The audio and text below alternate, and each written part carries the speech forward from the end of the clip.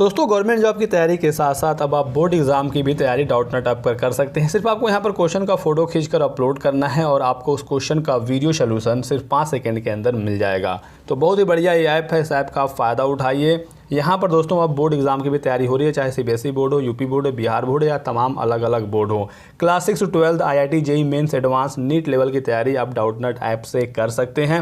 Physics chemistry maths biology के सभी solution आपको इस ऐप में मिल जाएंगे। 9 to 12 के दोस्तों अब लाइव क्लासेस भी यहाँ पर शुरू हो गई हैं, वो भी हिंदी और इंग्लिश मीडियम दोनों में। तो डिस्क्रिप्शन बॉक्स में लिंक दिया गया है, क्लिक करके अभी कभी इंस्टॉल कर लीजिए।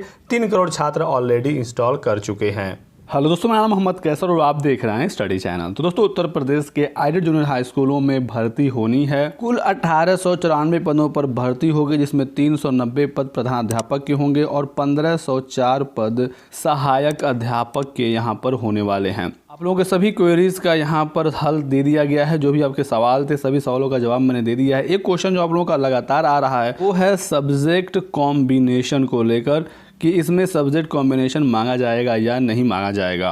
तो दोस्तों जूनियर एडेड में जो भर्ती होनी है उसके लिए नियमावली में 7वां संशोधन हुआ था और 7वां संशोधन यहाँ आपके सामने है। उत्तर प्रदेश मान्यता प्राप्त बेसिक जूनियर हाई स्कूल अध्यापकों की भर्ती और सेवा की शर्तों में 7वां संशोधन हुआ था नियमावली में, जो 2019 में हुआ था।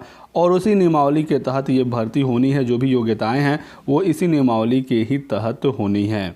इस नियमावली में दोस्तों आप यहाँ देख पाएंगे न्यूनतम अर्हता दिया गया है सहायक अध्यापक के लिए। इसमें बताया गया है कि डीएलएड वाले अभ्यर्थी आवेदन कर सकते हैं, बीएड वाले अभ्यर्थी आवेदन कर सकते हैं, बीटीसी वाले अभ्यर्थी आवेदन कर सकते हैं और बीएलएड जिन्होंने किया है वो भी आवेदन कर सकता है।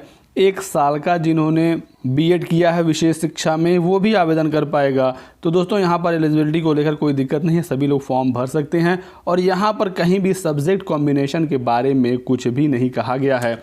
यानी कि दोस्तों अगर आपने बीएड, बीटीसी, डीएलएड या बीएलएड किया है और आप यूपी टेट या सी टेट का पेपर 2 पास हैं तो आप आने वाली भर्ती के लिए आवेदन कर पाएंगे, जो कि सहायक अध्यापक की भर्ती होनी है जूनियर एडेड हाई स्कूल में। तो सब्जेक्ट कॉम्बिनेशन को लेकर आप टेंशन बिल्कुल ना लें। आपके ग्रेजुएशन में जो भी सब्जेक्ट हो, इंटरमीडिएट में जो भी सब्जेक्ट हो, आप आवेदन कर पाएंगे, ये दोस्तों गारंटीड है। एक सब्जेक्ट का जो सब्जेक्ट कॉम्बिनेशन मांगा जाता है वो टीजीटी और पीजीटी लेवल में मांगा जाता है। वहाँ पर एक विषय की अलग अलग भर्तियाँ आती हैं और सभी विषयों की अलग अलग योग्यताएं होती हैं स्पेसिफिक, जिससे आपने ग्रेजुएशन किया होता है। और बहुत बार तो इंटरमीडिएट और ग्रेजुएशन दोनों का कॉम्बिनेशन मांगा जाता है, लेकिन ऐसा कोई कॉम्बिनेशन आपके जूनियर एडेड हाई स्कूल में नहीं मांगा जाएगा।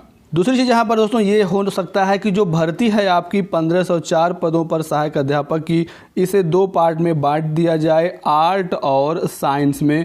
इसमें दोस्तों अगर ये भर्ती बटेगी तो यही बटेगी कि आर्ट और साइंस में 2 पार्ट में भर्ती बढ़ जाएगी।